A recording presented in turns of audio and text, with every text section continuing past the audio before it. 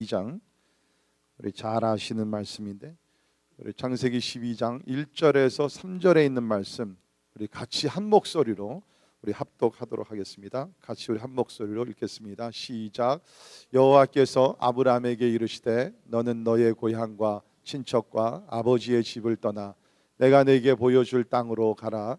내가 너로 큰 민족을 이루고 네게 복을 주어 내 이름을 창대하게 하리니 너는 복이 될지라. 너를 축복하는 자에게는 내가 복을 내리고 너를 저주하는 자에게는 내가 저주하리니 땅의 모든 족속이 너로 말미암아 복을 얻을 것이라 하신지라. 아멘. 아멘. 특별히 감사한 것이 이번에 우리 강사로서 우리 한국에서 김병선 선교사님께서 이번에 오셨습니다. 우리 선교사님은 저희 한 2년 전에 우리 뉴욕에서 퍼스펙티브라는 선교 세미나가 있는데 거기에 저하고 우리 장로님들 우리 참석해서 훈련을 받으면서 우리 선교사님의 강의를 들으면서 너무 은혜도 되고 또 우리가 참 꼭 우리 교회 한번 모셔서 우리가 말씀을 듣고 싶다 그런 생각이 있어서 이번에 이렇게 또 모시게 됐습니다. 여기 그 프로파일을 보시면 선교사님의 이런 화려한 그 레sume가 여기 있기 때문에 뭐 구체적으로 말씀을 드리지 않고요. 한 가지만 말씀드리면 제가 선교사님과 지금 이제 어저께 오늘 이틀 동안 교제하면서 굉장히 참 부럽다. 뭐 다른 게 부러운 것이 아니라 여기 보시면 우리 선교사님은 뭐 공부도 많이 하셨지만 그 선교사 삶을 사시고 또 목회까지도 하셨어요.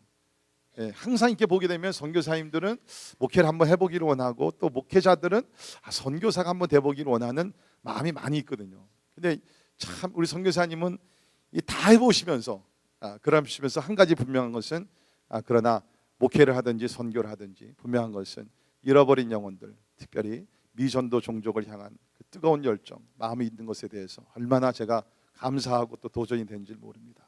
아마 이번에 하나님께서 꼭 우리 교회에 필요한 말씀이 있으셨기 때문에 우리 선교사님을 우리 교회에 보내주신 줄 믿습니다. 우리 선교사님 나오실 때 우리 하나님 앞에 감사하고 또 선교사님 환영하는 뜻에서 한번 박수로 여러분께서 환영해 주시기 바랍니다.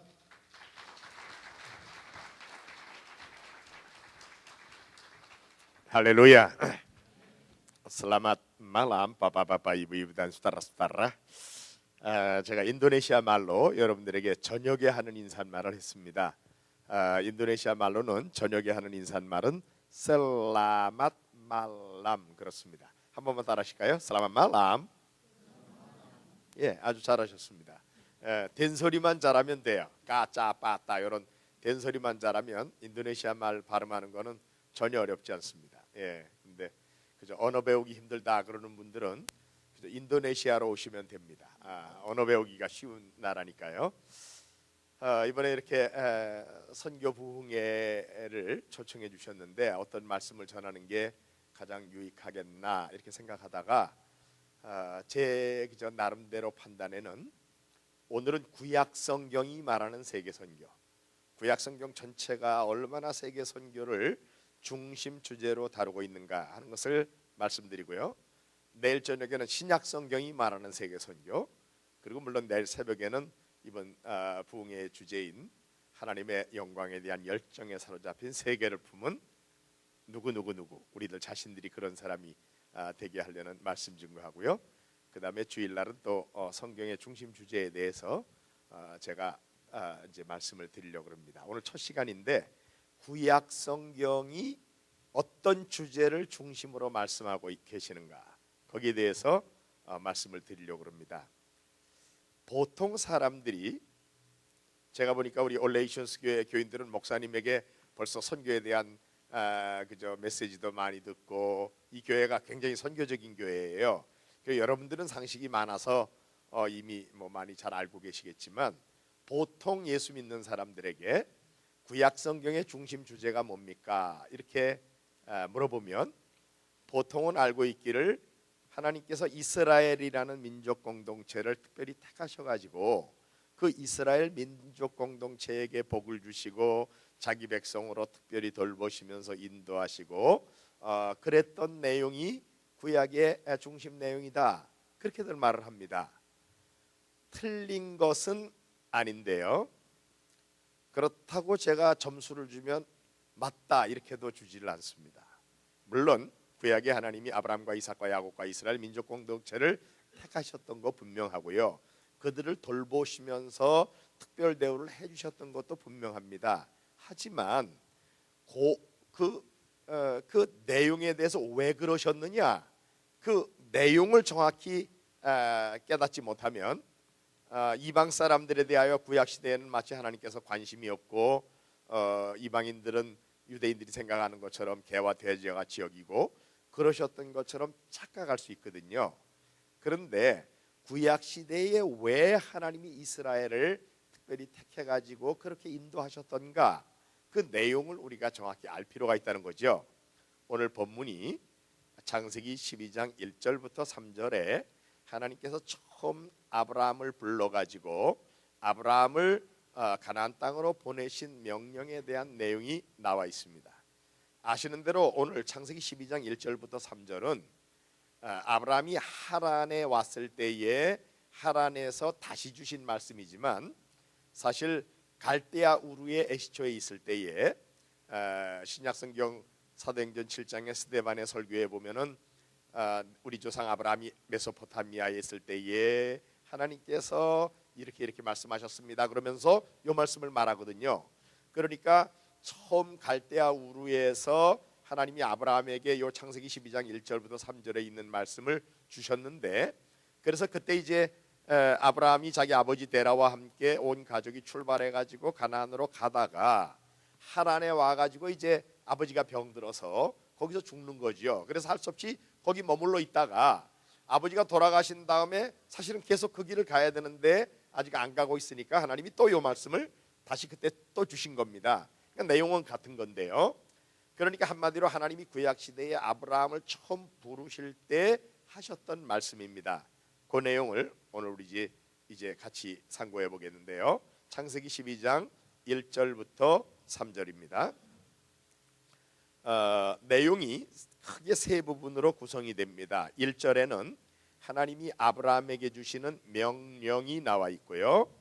그 다음에 2절과 3절 상반절에는 아브라함이 그 1절의 명령을 순종할 때에 하나님이 아브라함에게 주시는 복의 약속, 그것이 2절, 3절 상반절까지 나와 있고요. 그 다음에 3절 뒷부분에는 하나님의 언약이라고 우리가 말하는, 거기에 하나님이 어떤 의도를 가지고 이런 명령을 주시고 이런 복을 약속하시는지 그 내용을 3절 하반절이 또 말하고 있습니다. 자, 제가 이제 1절을 읽을 텐데요. 여러분들이 1절의 명령의 내용을 잘 관찰해 보십시오. 거기에 우리말로 보면은 두 개의 명령형 동사가 나옵니다. 1절에 제가 읽습니다. 여호와께서 아브라함에게 이르시되 너는 너의 고향과 친척과 아버지의 집을 떠나 내가 내게 보여줄 땅으로 가라. 두 개의 명령형 동사가 보이죠? 예, 첫째가 뭐죠? 떠나라. 둘째는요? 가라. 그거지요? 오늘날도 선교사가 되려는 사람에게는 똑같은 명령을 주시는 거 아시죠? 예? 떠나라. 어딜 떠나라 그러십니까? 너의 본토 친척 아비집을 떠나라. Leave your country, your people, and your father's household. 이렇게 되어 있습니다. 그래서 쉽게 우리식으로 말하면 너의 나라 떠나라. 그리고 너의 동족, your people, 너와 같은 동족 사람들을 떠나라. 그리고 너의 아버지의 집을 떠나라. 가족들의 보호 장막을 떠나라. 그거지요. 아브라함에게 요 명령 주시고요. 그 다음에 가라 그러시는데 어디로 가라 그러셨습니까? 네가 가고 싶은 데로 가라. 그건 물론 아니지요. 또 내가 네게 이미 지시한 곳으로 가랍니까? 그것도 아닙니다. 앞으로 인도하실 것을 믿으면서 내가 네게 줄 땅, 앞으로 미래에 줄 땅으로 가라라고 말씀하십니다. 그래서 갈 바를 알지 못하고 가는 거예요. 이것이 1절의 명령이었고요. 그 다음에 요 명령, 자기 나라 떠나고 자기 동족을 떠나고 자기 가족의 부모의 보호 장막을 떠나면 사람들 보통은 왜 가다가 망하잖아요. 쉽지 않잖아요. 서바이브 하기가 힘들 정도니까. 그런데 2절부터 3절에는 그 명령 순종할 때에 하나님이 오히려 5가지 복을 주시겠다고 약속을 하셨습니다. 2절에 보니까 내가 너로 큰 민족을 이루게 해줄게. 둘째는 내게 복을 줄게. 셋째는 내 이름을 창대하게 만들어 줄게. 넷째는 너를 복이 되게 해줄게. 그리고 3절에는 누가 너를 축복하면 내가 그 사람에게 복을 주고 누가 너를 저주하면 내가 그 사람을 저주할게. 이 5가지 복이 사실은 이 1절의 선교적인 명령에 순종하는 사람들이 받을 복으로 하나님께서는 아브라함에게도 그때에 이 5가지 복을 분명히 약속하셨습니다. 저는 제가 개인적으로 선교사로 부름을 받고 선교사로 30여 년 이상 살고 있는 사람인데요. 물론 중간에 목회를 한 5년 반 정도 그저 서울에서 했습니다만 그저 선교사로 나섰더니 하나님이 이 5가지 복을 다 주시는 것 같아요. 큰 민족을 이루게 해주겠다. 물론 육신적으로는 딸 하나와 외손녀 하나밖에 없지만 영적인 자손들은 굉장히 많습니다. 인도네시아는 물론이고요. 일본에도 제가 전도해가지고 양육한 사람이 일본에 선교사로 가서 일본에 그 많은 열매를 냈어요. 또 볼리비아에도 제 밑에 있던 군종병을 제가 양육했는데 선교사가 돼서 볼리비아가 있는 선교사가 계시고요. 또 같은 볼리비아에는 제가 중학생 때 지도했던 학생이 나중에 선교사가 돼가지고 또 볼리비아에 가 있는 그런 선교사님도 계세요. 그래서 제 영적인 자손들은 세계 각처에 굉장히 많은 것 같아요. 너로 큰 민족을 이루게 해주겠다. 그 다음에 내게 복을 주겠다. 정말 복의 근원이신 하나님이 내가 복을 줄게 그러셨으니까 이거는 정말 좋은 복입니다. 하나님이 좋으신 분이니까요. 또 하나님이 우주의 주인이시니까 그 규모가 우주적으로 큰 복입니다. 그러면서 그저 어떤 복이라고 구체적으로 말씀하진 않으셨지만 만복의 근원이신 하나님이 복을 준다고 그랬으니까 또 우주의 주인이 주시는 거니까 그 규모도 굉장한 복일 거예요. 근데 그런 복을 제가 받는 거를 느끼고 있어요. 제가 그저 시간이 짧아서 간증을 많이는 못하겠지만 어떻든 선교사로 살아가지고 이렇게 복을 많이 받을 수가 있나 그런 생각을 제가 하고 있습니다. 그저 망할 것 같지만 오히려 복을 정말 굉장히 많이 받았다 이런 생각을 하고요. 그 다음에 내 이름을 창대하게 만들어주겠다. 내 이름을 유명해지게 해준다는 건데 좋은 이름으로 유명하게 만들어주신다는 얘기거든요. 제가 인도네시아에서 14년간 선교 사역을 하고 있었는데 선교만 열심히 했습니다. 그런데 서울에 있는 교회에서 저를 담임 목사로 초청을 했어요. 근데 그 교회가 한국에서는 그래도 꽤 괜찮은 교회입니다. 제가 합동 측의 총회신학교를 졸업했는데 총회신학교 설교학 교수님이 18년간 이제 설교학 가르치신 분인데요. 박희천 목사님이라고 모두가 다 무서워하는 목사님입니다. 그런데 그 교수님이 은퇴하시면서 저를 담임 목사로 와달라고 그러셔서 제가 그냥 인도네시아에 있다가 청빙을 받고 그냥 갔거든요. 선교지에서 선교만 하고 있는데 이상하게 내 이름을 창대하게 만들어주겠다. 오히려 좋은 소문이 나가가지고 서울에 있는 교회가 저를 담임 목사로 그냥 청빙에 간 거예요. 그래서 제가 서울에 이제 가지 않았습니까? 그래서 이런 것이 내 이름을 창대하게 만들어준다는, 선교지에서 선교만 했는데 어디 가든지 사람들이 제 이름도 잘 알고 제 아내 이름도 잘 알고 심지어 우리 딸아 이름까지 다 아는 거예요. 왜요? 기도 편지 읽고 기도해주고 이러다 보니까 이상하게 그렇게 유명하게 됐더라고요. 예를 들면 그런 식입니다. 그 다음에 너를 복이 되게 해주겠다. 복이 되게 해주겠다. 인도네시아에 가서 인도네시아 사람이 저를 만나면 그 사람이 복을 만난 겁니다. 왜? 선교사는 여기 너를 복이 되게 해주겠다 그러셨거든요. 그냥 두면 영원히 멸망으로 갈 수밖에 없는 사람인데 저 만나가지고 예수님 알고 믿고 구원받고 천국 가는 사람으로 변하잖아요. 그러니까 저 만난 사람 복 만난 거예요. 제가 인도네시아 처음 가서 느꼈던 것 중에 하나는 귀신 들린 사람들이 그렇게 많아요. 그러니까 또 귀신 들린 사람들 오면은요. 그래서 제가 한국에 있을 때도 물론 뭐 귀신 쫓아내고 그러는 거 좀 그저 경우가 있었지만 그저 그렇게 별로 그런 거 많이 안 했는데 그저 귀신 들린 사람 왔으니까 어떻게 해요? 예수님의 이름으로 명령한다. 이 사람에게서 나가라 그러고 다 조심히 말아라. 예수님의 이름 명령하면 그냥 귀신이 쫓겨나고 사람 건강한 사람이 되는 거예요. 그러니까 저 만난 사람 뭐 만난 겁니까? 복 만난 거예요. 복 만난 거예요. 그러니까 야, 이게 복이 된다는 게 이런 거구나. 많은 사람들이 고통 중에 있는 사람이 선교사인 저를 만나니까 복을 받는 거예요. 아픈 사람 그저 기도해 주니까 낫기도 하고, 또 한국에서 의료팀이 와가지고 고쳐주기도 하고, 또 학교 못 다니고 불쌍한 애들 또 그다음에 어떻게 길을 잘 열어서 공부도 해서 길이 잘 열리게 하고, 어떻든 제가 뭐 많은 사람을 못 만나지만 저를 만났던 이 주위의 사람들 보면은 복 만난 거예요. 그러니까 제 스스로도 사실은 죄인이고 하나님의 은혜로 구원받은 사람에 지나지 않지만, 선교적인 소명을 받고 나섰을 때 하나님이 너를 복이 되게 해주겠다라는 말씀을 그대로 이루어 주시는구나 라는 걸 느낄 수 있었던 거죠. 그 다음에 이제 그 다음 3절에 보면은 상반절에 누가 너를 축복하면 내가 그 사람에게 복을 주겠다, 누가 너를 저주해 내가 그 사람 저주할 거야, 그러시잖아요. 그런데 그게 참 정말 요 얘기는 제가 그저 많은 간증을 못 드리지만 그걸 많이 느꼈어요. 이 선교사를 축복하는 사람은 그러면 하나님이 어떻게 하실까요?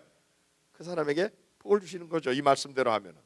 근데 누가 선교사를 억울하게 막 공격하고 그러면 어떻게 될까요? 그 사람 위험한 거예요. 너를 저주하는 자 내가 저주한다 그러셨잖아요. 자, 여기까지는 하나님께서 아브라함을 처음 부를 때에 아브라함에게 주신 명령과 그 명령에 따르는 아브라함과 아브라함의 자손들이 받을 복을 말씀했고요. 지금 강조하고 싶은 것은 3절 하반절입니다. 그러리니, 그러고는요, 땅의 모든 족속이 너로 말미암아 복을 얻을 것이니라 하신지라. 여기 all peoples on earth, 지구상에 살고 있는 모든 종족들이 will be blessed through you, 너를 통하여 다 복을 받게 될 거다. 지금 하나님이 이스라엘 민족 공동체의 초기 족장인 아브라함을 불러서 명령을 주시는 건데요, 말씀을 주시는 건데요, 여기에 너를 통하여 땅의 모든 족속들이 복을 받게 될 거야 라고 지금 하나님이 처음 아브라함을 부를 때부터 분명히 말씀하고 계십니다. 그러니까 이게 바로 아브라함과 이삭과 야곱과 이스라엘 민족 공동체를 부르신 주 목적이죠. 이스라엘만 불러가지고 이스라엘아 너희들 하나님의 자녀들이야, 내 백성이야, 너희들 복받아라, 저 이방 녀석들은 개와 돼지와 같은 녀석들 안 중요해, 너희들만 복받아라, 나하고 재밌게 살자, 하나님이 그런 목적으로 부르신 게 아니고요, 내가 너희들을 불러가지고 이러이러한 복을 준다. 왜냐고? 그래가지고 결과로 땅의 모든 족속들이 너로 말미암아 복을 받게 될 거야. 그러니까 하나님이 아브라함과 이삭과 야곱과 이스라엘 민족 공동체를 택하시는 목적은 그들만이 복을 받게 하려는 게 아니라 그들이 복을 받은 결과로 땅의 모든 족속들에게 하나님이 주시는 복이 흘러가게 만드시기 위한 목적으로, 다시 말해서 아브라함과 이스라엘 민족 공동체는 하나님이 주시는 축복의 종착역이 아니라 축복의 통로로, 그들을 통해서 하나님이 주시는 복이 세계에 흘러가게 하시려는 목적으로 하나님이 이스라엘 민족 공동체를 택하셨다라는 것을 처음부터 아브라함에게 처음 말씀하실 때부터 분명히 말씀하셨다는 거죠. 물론 이 복의 내용에 대해서는 갈라디아서 3장 8절에 모든 이방이 믿음으로 말미암아 의롭다 함을 받게 될 것을 성경이 미리 알고 아브라함에게 복음을 전하되 모든 이방 사람들이 너로 말미암아 복을 얻을 것이라 그랬다라고 갈라디아 3장 8절에 분명히 설명하고 있습니다. 그러니까 무슨 얘기인가 하면 믿음으로 말미암아 의롭다 함 받고 구원받고 하나님 나라의 백성이 되는 복, 요 복을 모든 이방 사람들이 받게 될 것에 대하여 하나님이 아브라함에게 말씀하신 것이라는 거죠.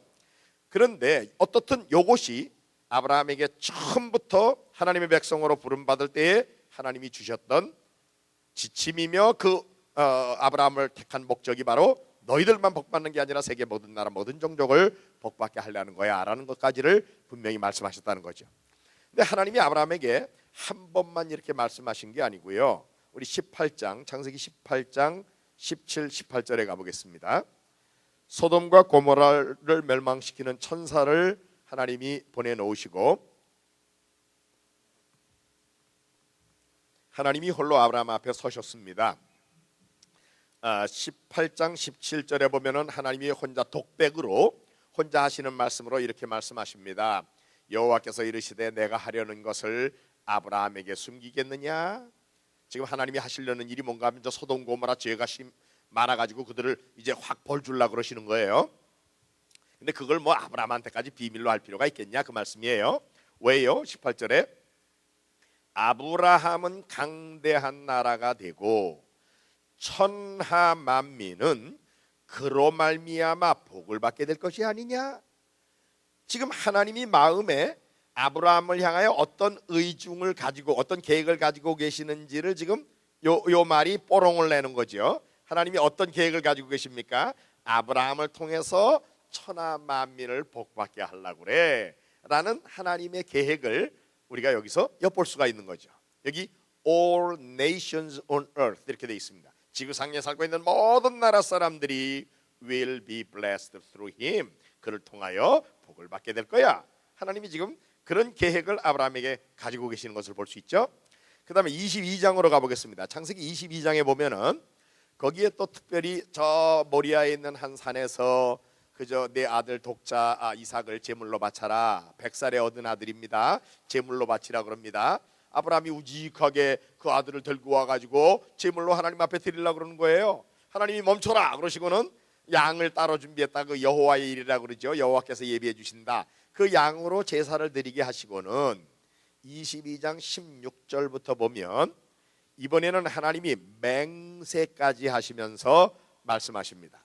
창세기 22장 16절에 이르시되 여호와께서 이르시기를 내가 나를 가리켜 맹세하노니 내가 이같이 행하여 내 아들 내 독자도 아끼지 아니하였은즉 내가 내게 큰 복을 주고 내 씨가 크게 번성하여 하늘의 별과 같고 바닷가에 모래와 같게 하리니 내 씨가 그 대적의 성문을 차지하리라. 18절 또 내 씨로 말미암아 천하 만민이 복을 받으리니 예? Through your offspring 내 자손으로 말미암아 온 세계의 모든 all nations on earth will be blessed. 내 자손으로 말미암아 이 지구상에 살고 있는 모든 나라 사람들이 복을 받을 거야. 그런데 요거는 맹세로 하신 말씀입니다. 제가 이제 내일 저녁에 다시 한번 강조해서 말씀드리겠습니다만은 구약에 보면은 하나님이 맹세로 주신 약속이 아브라함에게 주신 약속이 있고 다윗에게 주신 약속이 있어요. 그런데 히브리서 6장 17절에 보면은 맹세로 주신 약속은요 하나님이 절대로 변경하지 않고 그대로 할 것이라는 것을 강조하시기 위해서 맹세로 주셨다라고 히브리서 6장 17절에 말하고 있습니다. 그런데요 지금 창세기 22장 16절에서 18절의 요 말씀이 하나님이 지금 맹세로 주신 말씀이에요. 무슨 얘기요? 절대로 변경하지 않고 요대로 할 거야. 그런데 그 내용이 뭐냐면 내 씨로 말미암아 우리말로 씨라고 돼 있지만 영어성에 your offspring 내 자손 내 자손으로 말미암아 all nations on earth 지구상에 살고 있는 모든 나라 사람들이 복을 받을 거다. 하나님이 이렇게 맹세로 약속하셨단 말씀이에요. 그런데 여기 씨라는 단어 자손이라는 단어가 갈라디아 3장 16절에 보면은 한 사람을 가르쳐 아브라함의 자손이라고 그랬다. 이게 단수 명사입니다. 그래서 오실 메시아 예수님을 가르치는 건데요. 바로 아브라함에게 하나님이 앞으로 이제 내 자손 가운데 메시아가 와가지고 온 인류가 복을 받게 될 거야라는 것을 이때 분명히 말씀하셨다는 거죠. 그러니까 아브라함에게는 세 번 12장 3절에 18장 18절 그리고 22장 18절에 세 번이나 하나님은 너로 12장 3절에는 너로 말미암아 천하 만민이 복을 받겠다. 18장 18절에는 하나님이 독백으로 그는 강대한 나라가 되고 천하 만민은 그로 말미암아 복을 받게 될 것이 아니냐. 22장 18절에는 맹세로 하신 말씀으로 내 씨로 말미암아 천하 만민이 복을 받겠다. 하나님이 그렇게 말씀하신 겁니다. 그리고는 그 다음에 아브라함의 아들 이삭에게 하나님이 똑같은 내용을 다시 말씀하십니다. 26장으로 가보겠습니다. 창세기 26장에 가보면은요 이삭의 시대에 가나안 땅에 흉년이 들었습니다. 그래서 가나안 땅에 흉년 들면 애굽으로 먹을 것을 찾으러 사람들이 보통 내려가는데요. 이삭이 애굽으로 내려가다가 중간에 이제 그저 블레셋 지방에 이르렀는데 제가 26장 2절부터 읽겠습니다. 여호와께서 이삭에게 나타나 이르시되 애굽으로 내려가지 말고 내가 네게 지시하는 땅에 거주하라. 이 땅에 거류하면 내가 너와 함께 있어 네게 복을 주고 내가 이 모든 땅을 너와 네 자손에게 주리라. 내가 네 아버지 아브라함에게 맹세한 것을 이루어 네 자손을 하늘의 별과 같이 번성하게 하며 이 모든 땅을 네 자손에게 주리니 네 자손으로 말미암아 천하 만민이 복을 받으리라. 아브라함에게 주셨던 맹세로 주셨던 그 하나님의 약속을 똑같은 내용을 이번에 아브라함의 아들 이삭에게 나타나 가지고 하나님이 내가 너의 아버지 아브라함에게 맹세했던 건데 내가 그 내용을 너한테 지금 다시 확인해서 말해준다. 네 자손으로 말미암아 천하 만민이 복을 받을 거야. 하나님이 이렇게 다시 약속하셨습니다. 이제 하나님과 사람 사이에 이걸 약속인데 이걸 말로 준 약속이라고 그래서 언약이라 그러는 겁니다. 언약이라는 건 항상 당사자가 양자가 있기 마련이죠. 그런데 한쪽은 하나님이고요. 원래는 처음에는 아브라함이었습니다. 하나님과 아브라함 사이의 언약이었어요. 그런데 그 내용을 하나님이 이번에는 이삭에게 나타나 가지고 내가 너의 아버지 아브라함에게 맹세한 것을 이루어 가지고 네 자손으로 말미암아 천하 만민이 복을 받게 해줄게. 이번에는 두 번째 언약의 당사자는 하나님과 이삭입니다. 그 다음에 28장으로 가보겠습니다. 이제 이삭의 아들 야곱이 개나리 보침을 해지고는 저 동방에 자기 외삼촌의 집으로 가다가 중간에 날이 저물고 잘 데가 없어서 돌베개를 베고 광야에서 잠이 들었습니다. 28장 12절부터 제가 읽겠습니다. 꿈에 본즉 사닥다리가 땅 위에 서 있는데 그 꼭대기가 하늘에 닿았고 또 본즉 하나님의 사자들이 그 위에서 오르락내리락 하고 또 본즉 그 위에 서서 이르시되 나는 여호와니 너의 조부 아브라함의 하나님이요 이삭의 하나님이라. 지금 하나님이 하나님을 누구라고 소개하고 계십니까? 나는 너의 할아버지 아브라함의 하나님이고 너의 아버지 이삭의 하나님이다. 이 얘기는 내가 너의 할아버지한테 나타나서 말했던 하나님이 바로 나야. 그 내용을 너희 아버지한테 나타나서 말했던 게 또 난데 이제 내가 너 야곱에게 얘기한다. 그 말씀이거든요. 그러시면서 계속 말씀하시기를 내가 누워있는 땅을 내가 너와 네 자손에게 주리니 14절 네 자손이 땅에 티끌같이 되어서 내가 서쪽과 동쪽과 북쪽과 남쪽으로 퍼져나갈지며 땅의 모든 족속이 너와 내 자손으로 말미암아 복을 받으리라. 이번에는 all peoples on earth 이렇게 되어 있습니다. 앞에는 all nations 이랬지만 이번에는 all peoples on earth will be blessed through you and your offspring. 너와 내 자손으로 말미암아 이 지구상에 살고 있는 모든 종족들이 복을 받을 거다. 내가 너의 할아버지한테 말했고 너의 아버지한테 말했는데 내가 너한테 또 말한다. 이번에는 언약의 당사자가 누굽니까? 야곱과 하나님 사이입니다. 그리고 야곱에게서 이제 12아들이 나오고 그 12아들에서 12지파가 나오고 이스라엘 민족 공동체가 그 다음에 형성하게 된 거죠. 그래서 이스라엘 역사 속에서 보면은요 하나님이 초기 족장인 아브라함에게 나타나서 네 자손으로 말미암아 세계 천하 만민이 다 복을 받을 거야 맹세로 말씀하시고 그의 아들 이삭에게 내가 너희 아버지 아브라함한테 맹세했던 내용인데 내가 그걸 그대로 이루어가지고 네 자손으로 말미암아 천하 만민이 다 복을 받게 해줄게. 그 다음에 또 야곱에게 나타나가지고 내가 너희 할아버지 아브라함의 하나님이고 이삭의 하나님이고 이제 내가 너에게 야곱 또 얘기한다 그러면서 땅의 모든 족속이 너와 내 자손으로 말미암아 복을 받을 거다 이렇게 말씀하셨단 말이에요. 여러분 기억하시죠? 이때 이후로 하나님께서 이스라엘 민족 공동체에게 나타나실 때는요 우리 하나님이 우리 하나님의 이름을 누구라고 항상 기억하고 알고 있으라고 말했는지 여러분 기억하시죠? 구약의 하나님이 하나님을 누구라고 소개하십니까? 나는 너희 조상의 하나님 아브라함의 하나님 이삭의 하나님 야곱의 하나님이다 이렇게 말씀하시는 거예요. 왜 우리 하나님이 하나님의 이름을 우리 하나님의 이름이 뭐 그 이름만 있나요? 다른 이름도 많아요. 여호와 샬롬 여호와는 평화이시다. 여호와 치드케누 여호와는 나의 의다. 여호와 라아 여호와는 나의 목자다.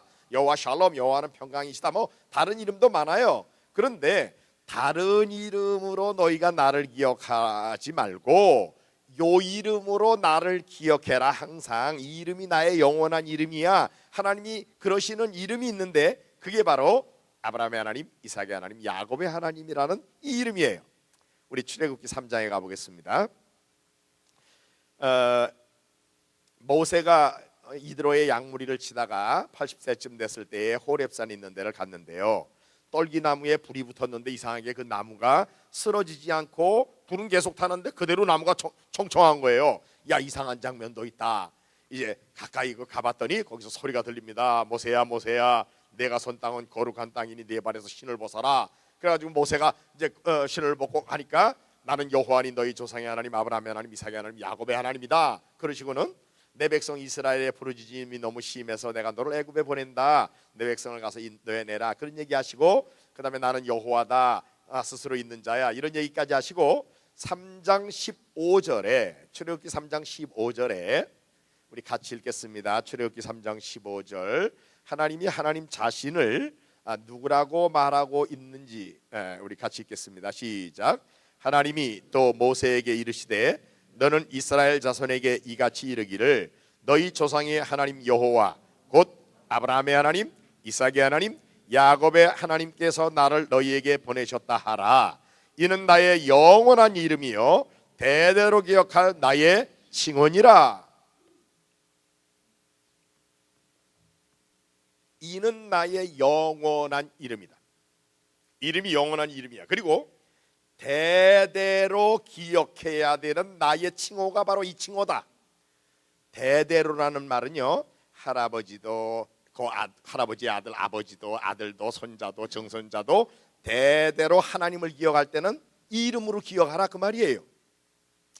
이 이름이 어떤 이름이길래 하나님을 이 이름으로 기억하라 그러는 겁니까?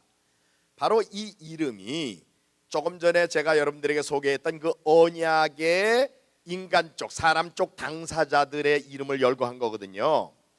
어떤 공동체에서는요, 역사 속에서 어떤 이름은 단순한 이름이 아니라 그 이름 속에 특별한 의미가 있는 경우가 있습니다. 예를 들어서 우리 한국 사람들에게는요, 이순신 장군 그러면은 보통 요즘 뭐 예를 들어서 제가 장군이라 김병선 장군 그랬다 그러면 그 사람 군인인데 계급이 높아져 가지고 별다른 사람이야, 뭐 그 정도로겠죠.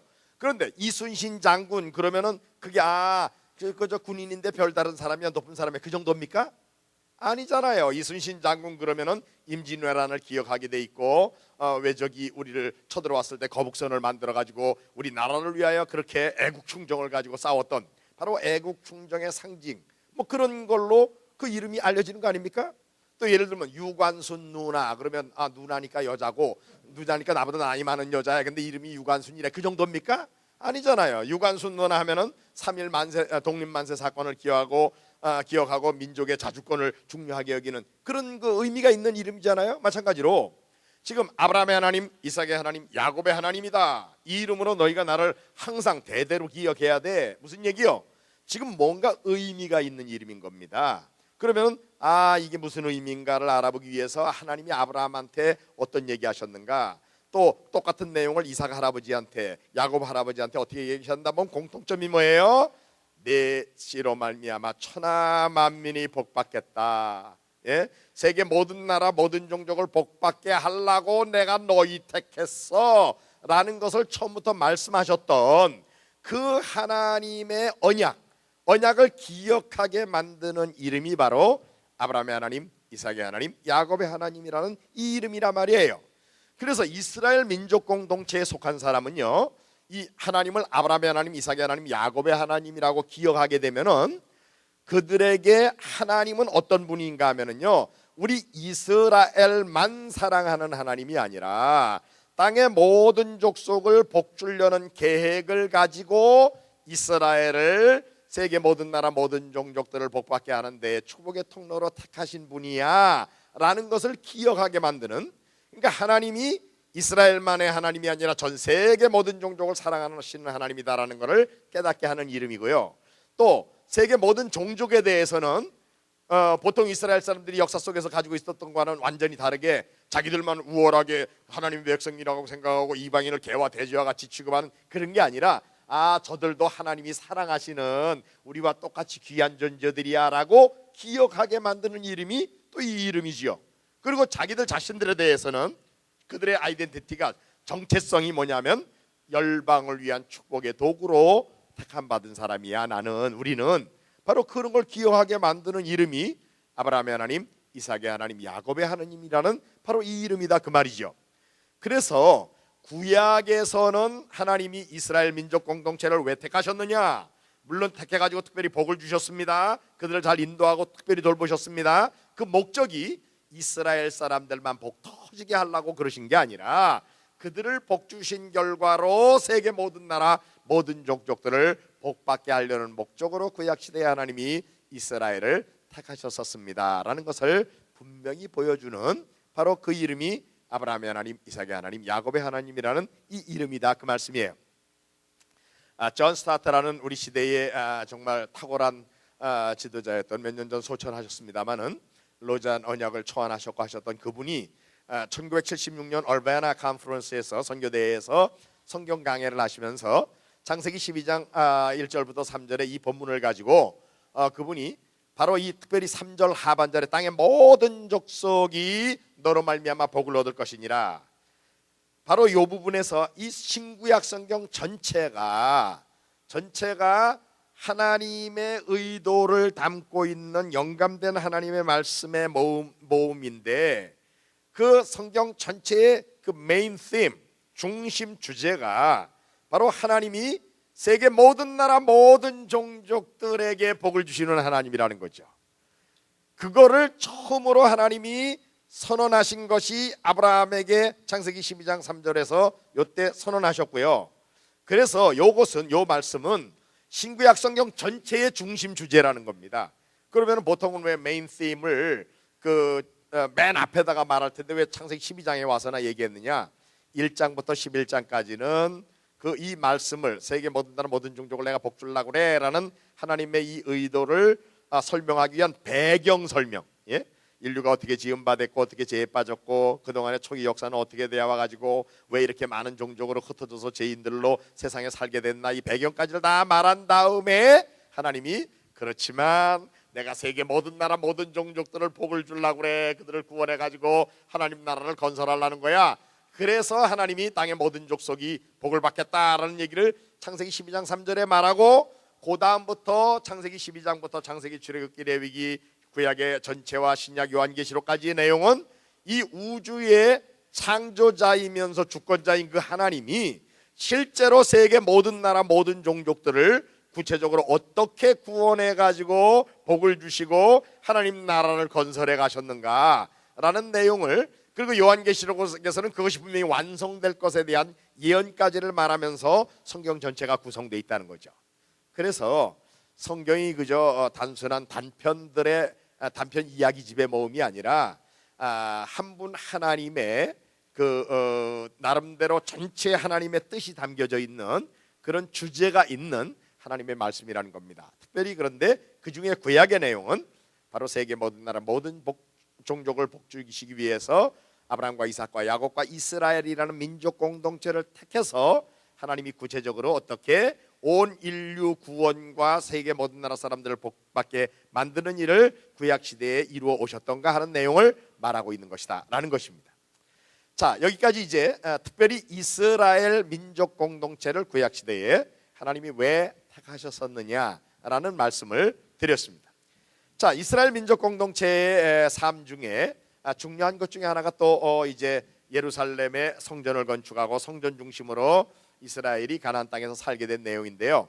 그 중에 특별히 솔로몬의 그 성전 봉헌식 때 드렸던 기도는 굉장히 또 세계 모든 나라 모든 종족들에 대하여 어떤 견해가 하나님 쪽에서, 그리고 또 솔로몬이 깨달은 대로도 있었던가 하는 것을 보여주는데, 우리 열왕기상 8장으로 가보겠습니다. 열왕기상 8장 41절부터 43절까지 솔로몬의 성전 봉헌식에서의 기도,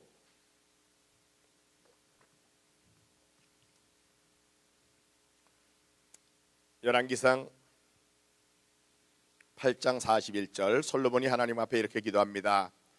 또 주의 백성 이스라엘에 속하지 아니한 자 곧 주의 이름을 위하여 먼 지방에서 온 이방인이라도 그들이 주의 크신 이름과 주의 능한 손과 주의 펴신 팔의 소문을 듣고 와서 이 성전을 향하여 기도하거든 주는 계신 곳 하늘에서 들으시고 이방인이 주께 부르짖는 대로 이루사 땅의 만민이 주의 이름을 알고 주의 백성 이스라엘처럼 경외하게 하시오며 또 내가 건축한 이 성전을 주의 이름으로 일컫는 줄을 알게 하옵소서. 지금 솔로몬이 하나님 앞에 예루살렘에다가 큰 성전을 이제 아주 굉장히 훌륭하게 지어놓고는 하나님 앞에 봉헌 예배를 드리면서 지금 하나님 앞에 드린 기도인데 이스라엘 사람 아닌 이방 사람들도 하나님에 대한 소문을 듣고 여기에 와서 기도하거든 하나님은 이 기도를 들어주십시오. 그리고 이스라엘 사람들하고 똑같이 차별 대우하지 마시고 그들의 기도도 다 응답하셔서 하나님 영광 받아주세요. 그런 기도를 드렸거든요. 그러니까 구약 시대에 솔로몬 같은 왕도 이방 사람들도 하나님의 은혜의 대상이다 라는 것을 분명하게 말하고 있는 것을 볼 수 있습니다. 그래서 기도할 때 이렇게 있고 마지막 성전 봉헌식의 그 축도의 내용이 그 다음에 60절에 보면 나오는데요. 60절에 이렇게 솔로몬이 말하고 있습니다. 열왕기상 8장 60절에 이에 세상 만민에게 여호와께서만 하나님이시고 그 외에는 없는 줄을 알게 하시기를 원하노라. 예, 솔로몬이 마지막 축복기도가 성전 봉헌식의 축복기도의 내용으로 세상 만민이 우리 하나님 외에는 다른 신이 없다는 것을 다 알게 되기를 바란다라는 이런 내용으로 열방이 다 우리 하나님만 하나님으로 알게 되는 일을 기원하고 있는 것을 우리가 여기서 볼 수 있습니다. 그러니까 구약 성경이 이스라엘 사람들만을 위한 책이 아니고 또 성전이 이스라엘 사람들만을 위한 성전이 아니라 만민을 위한 성전으로 이렇게 봉헌되고 있는 것을 우리가 여기서 또 볼 수가 있습니다. 이제 구약 성경 내용 중에 시편에 가서 조금 잠깐 또 보겠습니다. 시편 22편으로 그냥 가겠습니다. 우리가 일반적으로 시편이 세계 선교를 말하고 있습니다 이렇게 말하면은 사람들이 조금 의아하게 생각을 해요. 제가 읽으면서 구약에서 제일 세계 선교를 강하게 말하고 있는 성경이 있다 그러면 그거는 시편인 것 같습니다. 그래서 제가 시편을 읽을 때 야 세계 선교가 굉장히 강조되고 있구나 그러는데 어떤 분들이 그래요. 제 눈에는 안 보이는 뎁시오 그래요. 같은 시편을 읽는데 왜 제 눈에는 시편이 세계 선교로 꽉 차 있고 다른 분의 눈에는 왜 세계 선교가 안 보일까? 그래서 제가 잘 관찰을 해봤어요. 그랬더니 사실은 그 원인이 뭔가 하면 단어 하나에 대한 이해 차이인데요. 우리말 성경으로 땅이라는 단어가 나올 때 땅, 그 땅을 이 땅으로 보면 세계 선교가 안 보입니다. 근데 땅이 영어로는 earth거든요. E-A-R-T-H, earth, 이 지구촌. 그래가지고 예를 들면 온 땅이여 여호와께 즐거이 부를지어다 그럴 때에 그저 물리적인 이 지구 땅아 하나님 앞에 즐거이 부르라 그러면은 세계 선교가 안 보이는 겁니다. 이거를 온 땅이여 그러면 그게 전 세계, 그것도 이 물리적인 땅이 아니라 거기에 살고 있는 거민 사람들, 그러니까 온 세계의 모든 사람들아라고 온 땅이여라는 말이 그렇게 보이면 여호와께 즐거이 부를지어다 그러면 온 세계 사람들아 하나님을 찬양하자는 말로 보이지요. 그래서 요 땅이라는 단어 하나를 earth라는 단어로, 그것도 또 이 물리적인 땅이 아니라 거기 살고 있는 거민으로 보면서 시편을 한번 읽어보세요. 그러면은요 시편이 세계 선교로 꽉 차 있는 것을 느낄 수가 있을 것입니다. 근데 이제 시편에 뭐 많은 내용의 세계 선교를 강조하는 내용이 있는데요. 특별히 그 시편 22편은 일반적으로 알려지고 있는 대로는 여호와의 고난시, 특별히 그 예수님이 십자가에 달려서 고난 받으실 것에 대한 예언시로 일반적으로 알려지고 있는 시편입니다. 그래서 시편 22편 1절에 보면은 내 하나님이여 내 하나님이여 어찌 나를 버리셨나이까 어찌 나를 멀리하시며 돕지 아니하십니까? 여러분 요 구절만 읽어도 벌써 이게 예수님이 십자가에서 엘리 엘리 라마 사박다니 하셨던 바로 그 구절이잖아요. 그러니까 이게 예수님의 십자가에 대한 예언장인 게 맞구나 그렇게들 알고 있습니다. 그런데 분명히 이게 예수님의 십자가 예언장인 것을 보여주는 그 말들이 그 뒤에도 많이 나와요. 예를 들면 7절에 나를 보는 자는 다 나를 비웃으며 입술을 삐죽이고 머리를 흔들며 말하되 그가 여호와께 의탁하니 구원하실 걸 그를 기뻐하시니 건지실 걸 하나이다 이런 말이라든지 또는 16절에 개들이 나를 에워쌌으며 악한 무리가 나를 둘러 내 수족을 찔렀나이다 손발에 못을 박았다 그러니까 수족을 찔렀다 그러니까 예수님이 손과 발에 못 박히실 것에 대한 예언이죠. 또 18절 같은 데 보면 내 겉옷을 나누며 속옷을 제비 뽑나이다 군병들이 예수님의 십자가 밑에서 이제 예수님의 옷을 제비 뽑아 가졌던 거 그런 거에 대한 예언이잖아요. 그러니까 분명한데 그런데 21절까지는 분명히 고난에 대한 내용입니다. 그런데 22절부터 분위기가 바뀝니다. 22절에 시편 22편 22절에 보면 내가 주의 이름을 형제에게 선포하고 회중 가운데서 주를 찬송하리이다. 그러니까 21절까지는 분명히 십자가의 고난을 예언적으로 말하고 있는 내용이고 22절부터는 그 분위기가 찬송으로 바뀌어 있습니다. 26절까지 계속해서 찬송하겠다. 그래서 26절에도 보면 겸손한 자는 먹고 배부를 것이며 여호와를 찾는 자는 그를 찬송할 것이라 너희 마음은 영원히 살지어다 그러잖아요. 그러니까 십자가의 고난에 대한 예언인 것이 앞에 부분이 분명하다 그러면 그 십자가 후에 나오는 찬송이기 때문에 이 부분이 그 부활이라는 단어는 안 쓰고 있지만 일반적으로 성경학자들이 그 1절부터 21절까지가 십자가에 대한 예언인 게 분명하기 때문에 그 다음 22절부터 26절까지가 십자가 후의 찬송 그래서 이것은 부활에 대한 예언이다 이렇게 보는 거죠. 그런데 그 다음에 27절부터가 굉장히 놀라운 내용으로 되어 있습니다. 부활하신 예수님이 제자들에게 나와가지고 그 다음에 뭐라 하십니까? 가서 모든 족속 제자 삼아라 온 천하에 다니며 만민에게 복음 전하라 이렇게 선교의 위임령을 주셨잖아요. 근데 시편도 역시 마찬가지입니다. 27절부터 제가 읽어보겠습니다. 시편 22편 27절 땅의 모든 끝이 여호와를 기억하고 돌아오며 모든 나라의 모든 족속이 주의 앞에 예배하리니 나라는 여호와의 것이요 여호와는 모든 나라의 주제심이로다. 그러니까 지금 세계 선교에 대하여 분명하게 예언적으로 말하고 있는 것을 우리가 볼 수 있지 않습니까? 그래서 시편 22편 한마디로 말하면 이렇습니다. 처음에 십자가의 고난, 그 다음에 고난 후에 찬송, 그래서 그저 부활이라고 제가 말했죠. 그 다음에 세계 선교 이런 내용으로 시편 22편이 내용이 구성되어 있는 것을 우리가 볼 수 있습니다. 제가 이제 주일날 설교에서 제가 이 구약 성경의 중심 주제와 신약 성경의 중심 주제를 종합적으로 제가 말씀을 드리겠지만 성경 전체의 중심 주제가 바로 이것으로 되어 있거든요.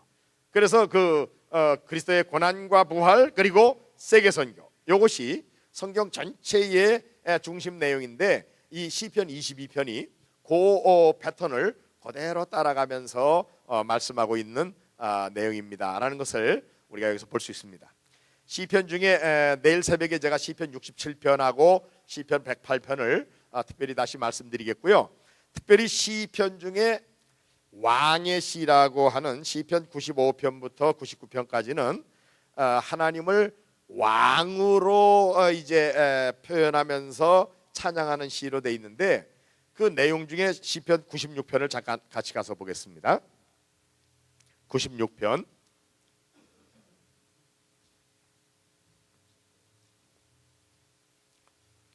새 노래로 여호와께 노래하라 온 땅이여 여호와께 노래할지어다. 제가 아까 말씀드렸죠. 온 땅이라는 말 그냥 땅이 아니라 all the earth 영어 성경엔 그렇게 돼 있어요. 전 세계 사람들이 다 하나님을 찬양하라는 거죠. 2절에 여호와께 노래하며 하여 그의 이름을 송축하며 그의 구원을 날마다 전파할지어다. 이건 전도를 말합니다. 그 다음에 3절에 그의 영광을 백성들 가운데에 그의 기이한 행적을 만민 가운데에 선포할지어다. 여기 백성들 among the nations 그렇게 번역이 되어 있고요. 만민 가운데는 among all peoples 이렇게 번역이 되어 있습니다. 영어 성경으로는요. 그러니까 세계 모든 나라 모든 종족들에게 그 말이죠. 하나님의 영광을 세계 모든 나라 모든 종족들에게 그분의 행적을 세계 모든 나라 모든 종족들에게 선포하라 그 말이죠. 그러니까 이게 바로 세계 선교적인 행위를 구약 시대에 말하고 있는 내용이라고 할 수 있죠.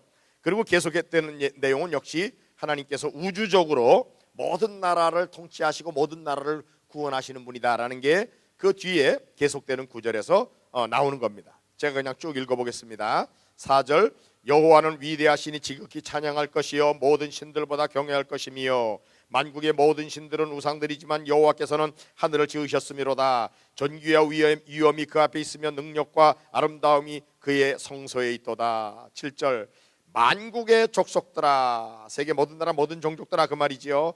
영광과 권능을 여호와께 돌릴지어다. 여호와께 돌릴지어다. 여호와의 이름에 합당한 영광을 그에게 돌릴지어다. 예물을 들고 그의 궁정에 들어갈지어다. 아름답고 거룩한 것으로 여호와께 예배할지어다. 온 땅이여 이것도 역시 all the earth 이렇게 되어 있습니다. 온 땅이여 그 앞에서 떨지어다. 모든 나라 가운데서 이르기를 여호와께서 다스리시니 세계가 굳게 서고 흔들리지 않으리라. 그가 만민을 공평하게 심판하시리로다 할지로다. 하늘은 기뻐하고 땅은 즐거워하며 바다와 거기 충만한 것은 다 외치고 밭과 그 가운데에 있는 모든 것은 즐거워할지로다.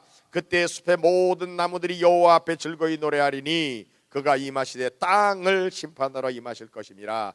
여기 땅도 역시 세계를 가르치는 말입니다. 그가 의로 세계를 심판하시며 그의 진실하심으로 백성을 심판하시리로다. 하나님이 주권자로 전 세계를 통치하신다. 하나님의 영광을 모두에게 선포해라. 지금 그 구약의 시인이지만 세계를 보면서 이렇게 하나님이 통치하시고 하나님이 영광 받으실 분이라는 게 이제 강조되고 있는 내용을 볼 수 있습니다. 시편 중에 우리가 잘 아는 성경에서 제일 짧은 장이 시편 117편이죠. 2절밖에 없습니다. 근데 아시죠? 시편 117편은 할렐루야로 시작해가지고 할렐루야로 끝납니다. 1절의 시작이 할렐루야고요 2절의 마지막이 할렐루야예요. 그런데 할렐루야 그러고는 세계 모든 나라 사람들아 우리 하나님을 찬양하자. 우리 하나님을 높여드리자. 왜냐고 우리에게 향하신 그의 인자하심과 그의 진실하심이 영원하고 크시기 때문이다. 그리고는 또 할렐루야 이렇게 끝나거든요. 우리 한번 시편 117편 잠깐 보겠습니다.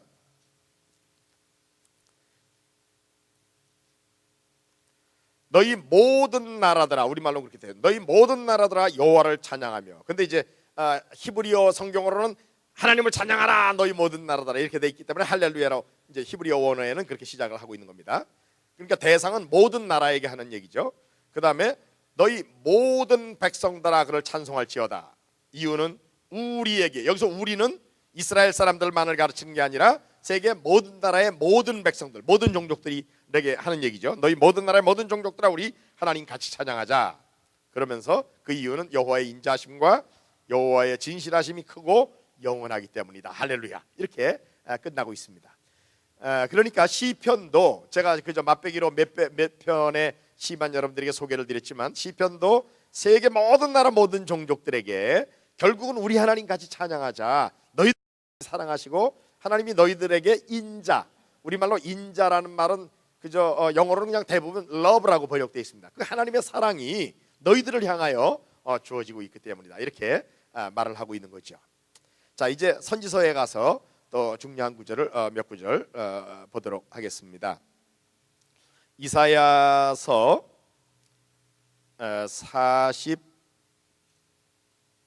45장으로 그냥 가겠습니다.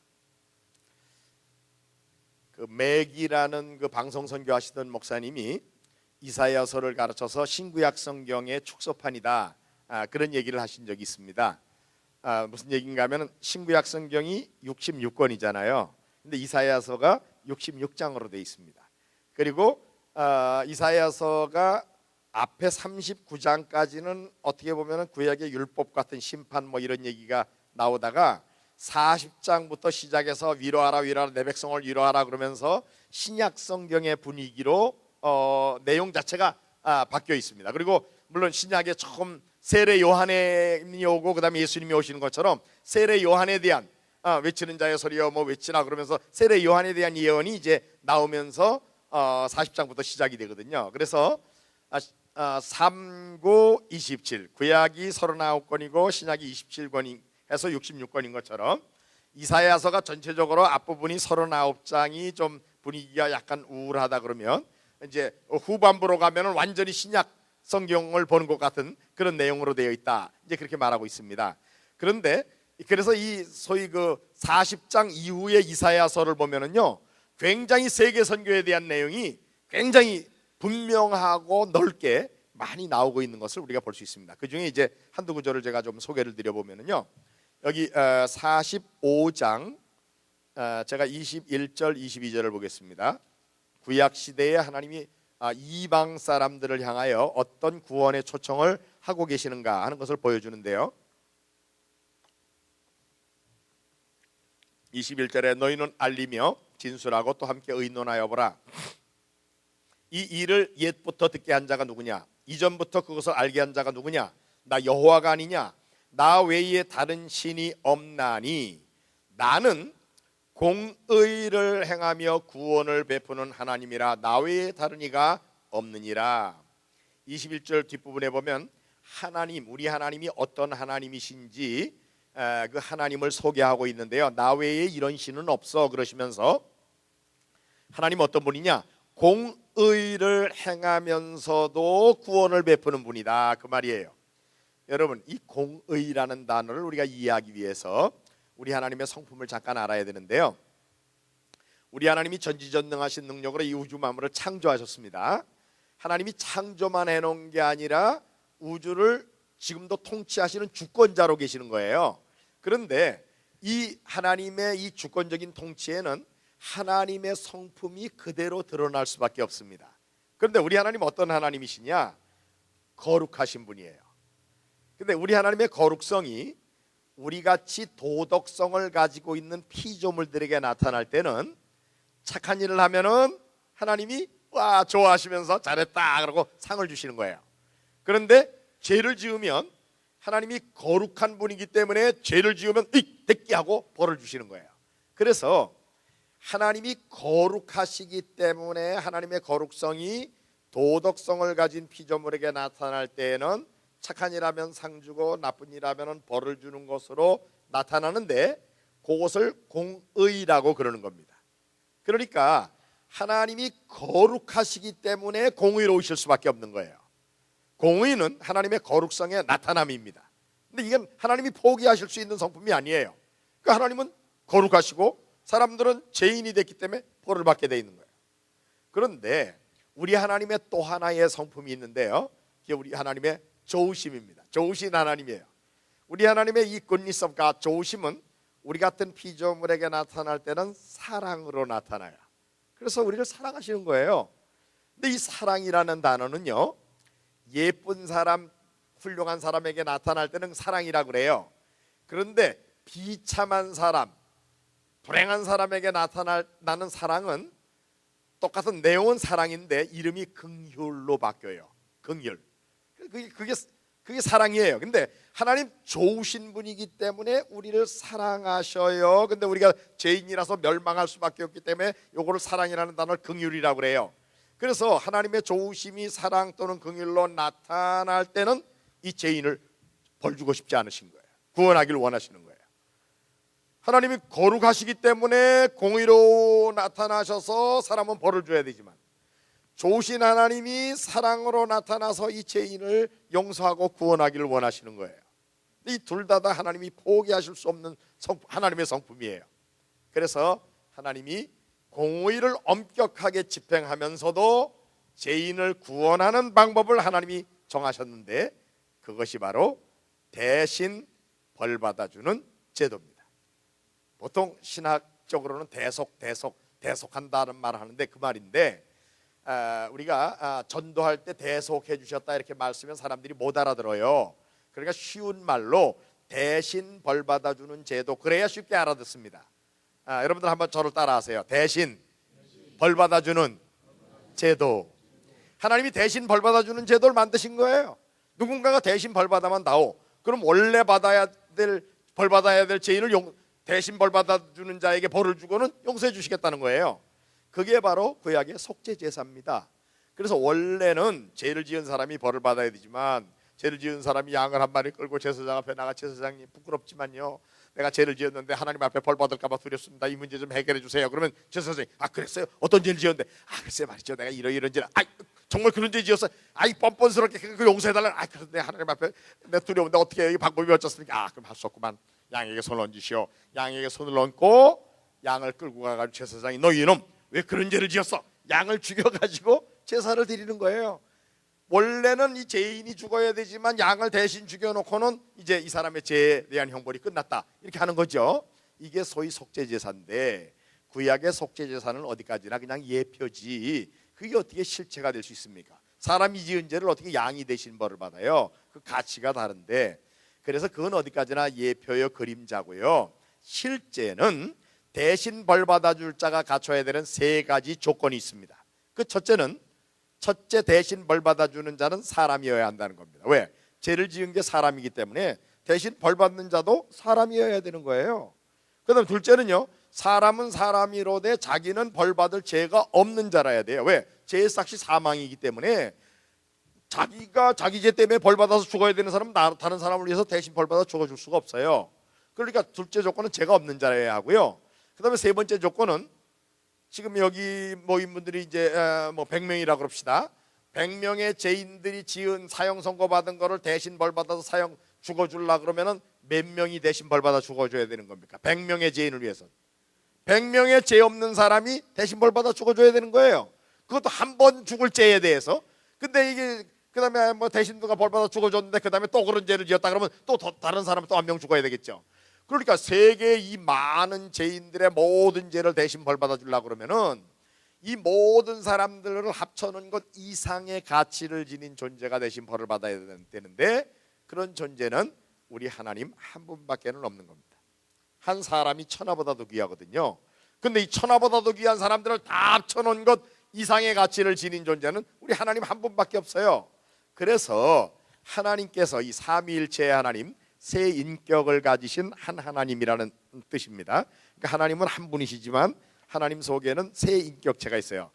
지정의를 갖추신 첫 번째 인격을 성부 하나님이라고 그러고, 또 지정의를 갖추신 두 번째 인격을 성자 예수님이라고 그러고, 또 지정의를 갖추신 세 번째 인격을 성령님이라고 그러시는데, 이 두 번째 인격이신 성자 예수님이 신성을 그대로 가지고 오시면서도 우리와 똑같은 인성을 취하시되 죄는 없는 분으로 세상에 오셨습니다. 그래서 성령으로 잉태되어 신성을 그대로 가지고 와야 되니까요, 마리아라는 처녀의 몸에서 나시되 죄는 없는 분으로 나야 됐어요. 그래서 천사가 마리아에게 하는 말 중에 성령이 내게 임하시고, 누가복음 1장 35절에 성령이 내게 임하시고 지극히 높으신 이의 능력이 너를 덮으리니 이름으로 나실 바 거룩한 자는, 거룩하다는 말은 죄가 없다는 뜻이거든요. 그러니까 마리아도 죄인이지만 마리아에게서 예수님이 나실 때에 성령이 마리아를 덮고 하나님의 능력이 마리아를 덮어서 이적적인 출생의 결과로 이름으로 나실 바 거룩한 자는 하나님의 아들이라 일컬어지겠다, 그렇게 누가복음 1장 35절에 분명히 말하고 있습니다. 그래서 이 세 가지 조건, 영원한 가치를 지닌 하나님이시며 무한한 가치를 지닌 존재이시며 사람이시면서 죄는 없는 자로, 그러니까 세 가지 조건, 사람이어야 된다, 죄는 없는 자여야 된다, 그러면서도 모든 사람을 합한 것 이상의 가치를 지닌 존재여야 된다는 것이 예수님 속에 그대로 이루어진 거죠. 근데 예수님이 세상에 오실 때 뭐하러 오셨다고 그랬습니까? 인자에 온 것은 섬김을 받으려 함이 아니라 도리어 섬기려 하고 자기 목숨을 많은 사람들의 대속물로 주려고 왔다. 대신 벌받아 죽어주려고 오셨다고 그랬어요. 또 세례 요한이 그 예수님을 광야에서 소개할 때, 예수님이 그 광야에 나타나시니까 예수님을 누구라고 소개합니까? 요한복음 1장 29절에 보니까 보라 세상 죄를 지고 가는 하나님의 어린 양이로다. 바로 구약 시대의 그 속죄 제사의 어린 양, 근데 누구의 죄를 져요? 온 세상의 죄를 짊어지는 양이 바로 이분이다라고 소개하잖아요. 그러니까 예수님은요, 세상에 우리들의 죄를 대신 벌받아 주려고 오신 분이고, 결국은 마지막에 예루살렘에 가서 십자가에 달려 죽으시면서 다 이루었다 그러고 죽으셨습니다. 뭘 다 이루신 거예요? 세상에 오신 목적, 자기 목숨을 많은 사람들의 대속물로 주는 일을 다 이루셨다 그 말이에요. 그래서 예수님이 운명하시는 순간에 예루살렘 성전에서는 지성소, 하나님의 임재가 있는 곳입니다. 성소, 제사장들이 섬기는 곳이에요. 이 사이를 가린 까만 휘장, 죄를 상징하는 겁니다. 이것이 위로부터 아래로 쫙 찢어지면서 사람들이 이제 하나님께로 직접 나갈 수 있는 길이 열려지게 됐고, 그런 뜻에서 예수님은 내가 곧 길이요 진리요 생명이니 나로 말미암지 않은 그는 아버지께로 올 자가 없다 이렇게 말씀하셨습니다. 그래서 우리 기독교는요, 어떤 종교인가 하면은 엄격한 공의가 집행되면서도, 하나님이 죄에 대해서는 내 아들을 죽으면 안 되니까 야야 없는 걸로 진짜 모르는 척하자 덮자, 그게 아니에요. 엄격하게 그 공의를 집행해서 벌을 주시면서도 죄인을 구원하시는, 그래서 하나님의 거룩성이 공의로 나타난 바로 그 자리가 십자가고요, 하나님의 좋으심이 사랑으로 나타난 자리가 또 십자가입니다. 그래서 십자가에는 하나님의 거룩성이 공의로 분명히 나타났고, 하나님의 그 좋으심이 사랑으로 분명히 나타났어요. 십자가에 대신 벌받아주는 방법으로 우리 하나님이 우리를 구원하셨습니다. 그래서 사람들 중에는 행위로 구원받을 수 있는 사람이 아무도 없고요, 다 우리가 죄인이라는 거 인정하고 하나님의 법정에서 예수님을 내 대신 벌받아 죽어주신 분으로 믿고 고백하기만 하면은 하나님의 법정에서는 우리 죄를 다 예수님이 대신 벌받아 준 걸로 치시기 때문에 우리가 믿음으로 말미암아 의롭다 안 받고 구원받는 거다 그 말이에요. 바로 이것이 우리 기독교의 아주 유일한 진리입니다. 다른 종교에는 이게 없어요. 다른 종교에서 공의를 말하면 구원이 없고요, 그렇잖아요. 죄인은 다 벌받아 죽게 돼 있는 거예요, 다른 종교에서는. 아니면은 그저 그 공의가 집행이 안 돼 가지고 죄인이 구원받든지 그러는 건데, 여기 오늘 이사야서 45장 그 21절에 우리 하나님이 자신을 누구라고 소개하셔요? 나는 공의를 행하며 구원을 베푸는 하나님이다.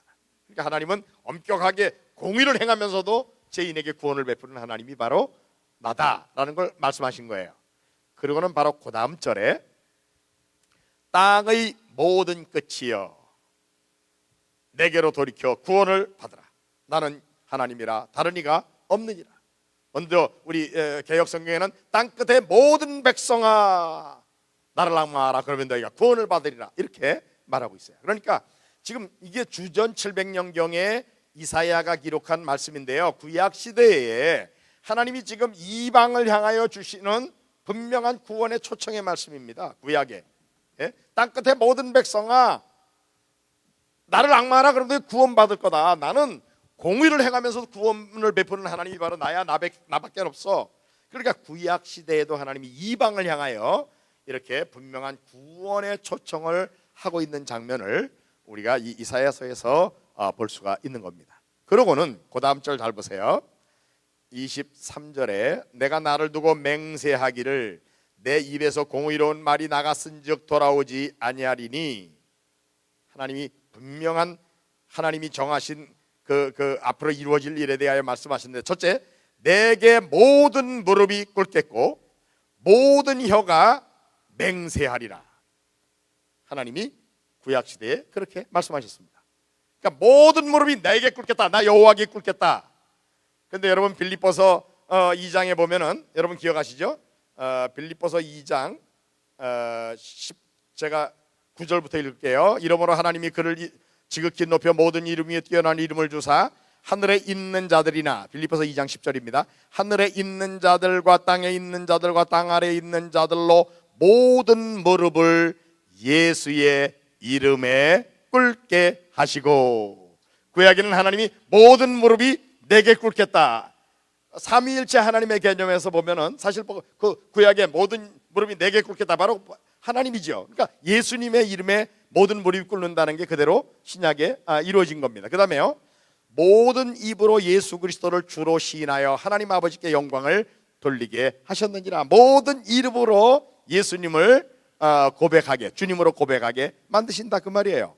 근데 구약의 예언은 모든 혀가 내게 맹약하리라, 맹세하겠다 이렇게 돼 있거든요. 그러니까 사실은 구약에 지금 이스라엘 백성들만 하나님이 사랑하시고 구원하시는 하나님이 아니라 지금 세계 모든 나라 모든 종족들에게 구원을 베풀고 그러면서 엄격한 공의를 집행하면서 내가 구원을 베푸는 하나님인데 나밖에 없어. 이방 모든 땅끝의 모든 백성아 나를 악망하라. 너희가 그럼 구원받을 거야. 세계 모든 나라 모든 사람들이 내게 무릎을 꿇게 돼 있어. 모든 입들이 나를 나를 주로 고백하게 돼 있어 라고 구약에 지금 말하고 있잖아요. 그게 신약에 와가지고는 예수님에게 그대로 성취되고 있는 것을 우리가 볼 수 있습니다.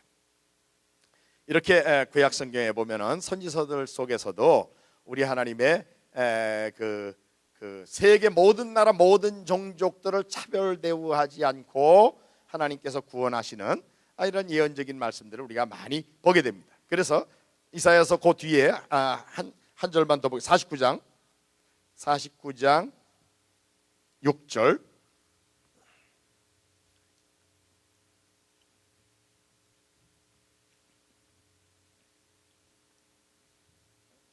예언적으로 하나님께서 주시는 말씀인데요.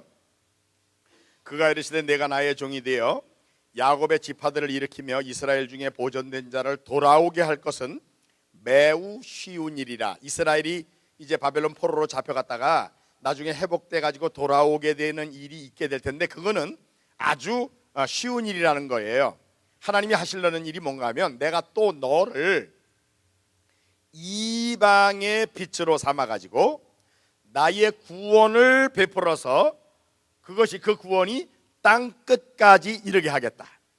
하나님께서 지금 분명히 하나님이 가지고 계시는 의도를 보여주는데 여기서는 물론 너는 구약에서는 이사야 선지자에게 한 말씀이지만 나중에 성경 전체를 보면 예수님에 대한 거고 그 다음에 신약 성경에 와 보면은 그 바울 같은 인물들도 구약에 이렇게 예언됐기 때문에 나는 이방 사람들에게 복음을 전하러 가노라라고 사도행전에서 또 말하고 있는 것을 우리가 보게 되거든요.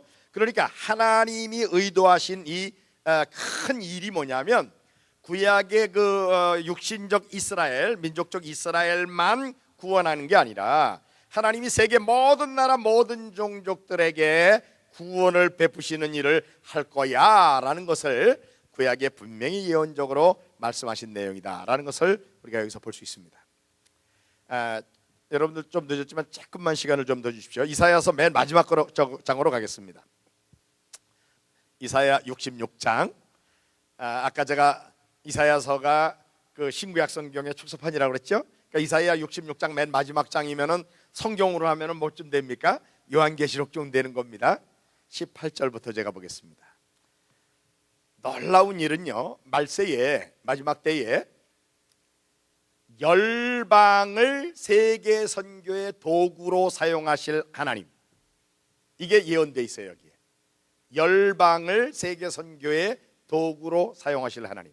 다른 말로 말하면 우리 한국 사람도 바로 거기 속하죠. 이스라엘 사람이 아니라 이방 사람인 이 열방을 세계 선교의 도구로 하나님이 사용하시겠다 그 말이에요. 18절부터 제가 보겠습니다. 이사야 66장 18절. 내가 그들의 행위와 사상을 아노라. 거기까지는 그저 그 앞에 붙은 말이고요. 때가 이르면 뭇 나라와 언어가 다른 민족들을 모으리니. 이제 뭇 나라 여기 그저 열방을 가르칩니다. 열방의 다른 언어와 민족들을 모으리니 그들이 와서 나의 영광을 볼 것이며. 이방 사람들이 와가지고 하나님의 영광을 보겠다 그 말이죠. 그리고는 19절에 내가 그들 가운데서, 그러니까 여기서 그들은 누구죠? 열방 가운데서 와가지고 하나님의 영광을 본 사람들이죠. 이방인들입니다. 그들 가운데서 징조를 세워 그들 가운데서 도피한 자를 여러 나라, 여러 나라는 곧 다시스 뿔과 혀를 당기는 룻과 두발과 야완 그런 데죠. 또 나의 명성을 듣지도 못하고 나의 영광을 보지도 못한 먼 섬들로 보내리니.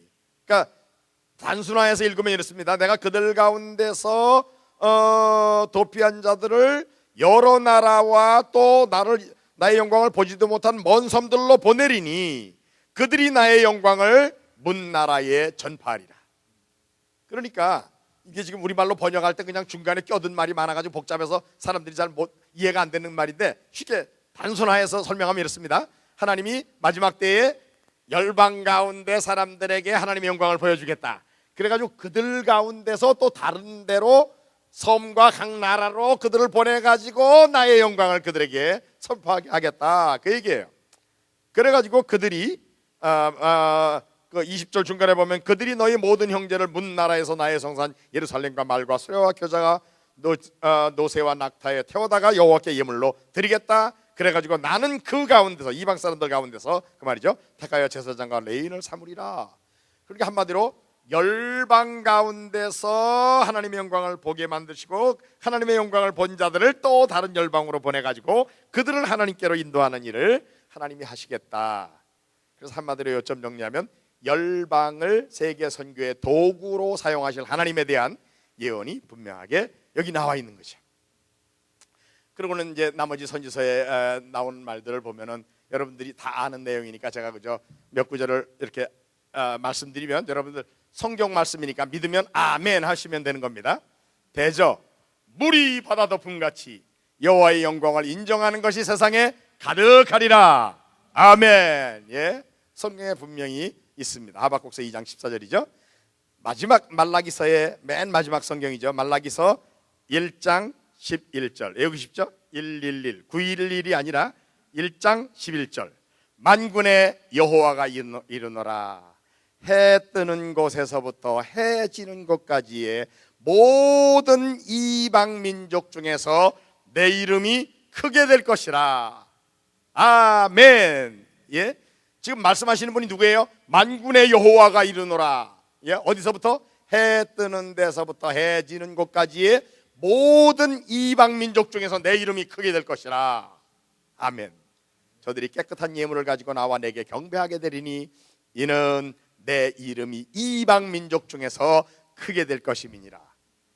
맨 마지막 성경인 구약의 마지막 성경인 말라기서 1장 11절에 분명한 예언의 말씀으로 말씀을 하고 있습니다. 그래서 창세기에 처음 이스라엘 민족 공동체의 초기 족장 아브라함을 불러 택하실 때부터 그리고 말라기서의 마지막 예언의 말씀이 말하는 내용에 이르기까지 구약 성경 전체에 흐르고 있는 하나님의 이 주권적인 통치의 흐름은 이스라엘 사람들만을 위하여 하나님이 주권적으로 일하시는 분이 아니라 세계 모든 나라 모든 종족들에게 하나님의 영광을 보여주시고 그들을 구원하고 그들에게 복을 주시려는 목적으로 하나님은 구약의 아브라함과 이삭과 야곱과 이스라엘 민족 공동체를 택하셨고 주권적으로 구약의 역사를 이루어 오신 분이다라는 것입니다. 이제 이것이 나중에 이제 신약으로 이어지고 성경 전체로 이어지고 나중에 전체 그림을 보면 우리 하나님이 정말 주권적으로 모든 일을 행하시되 하나님 홀로 영광 받으시고 세계 모든 나라 모든 종족들은 결국은 복을 받고 구원받고 하나님 나라의 백성이 돼서 영원한 세계로 이어지게 되는 그런 일들이 앞에 놓여 있다는 것을 우리가 보게 되는 겁니다. 아멘. 기도하겠습니다. 사랑하는 아버지 하나님, 오늘 이 선교 부흥의 첫날 저희들이 구약 성경이 어떻게 세계 선교에 대하여 말하고 있는가, 우리 하나님께서 주권적으로 구약 시대에 어떻게 역사해 오셨던가 하는 것을 개괄적으로 저희들이 창세기로부터 말라기서까지에 있는 말씀을 듣게 하셨사오니 감사합니다. 하나님, 오늘 주신 말씀 가운데 정말 단 하나라도 하나님께서 분명히 우리들에게 알기를 원하시는 그 말씀을 정말 우리들 속에 깨닫게 만들어 주심으로 오늘 이후로 저희들의 삶이 하나님의 뜻에, 하나님 기뻐하시는 일에 조율된 삶으로 저희들의 삶이 계속되어지도록 주님 인도해 주시옵소서. 주님 감사합니다. 예수님의 이름으로 기도하옵나이다. 아멘.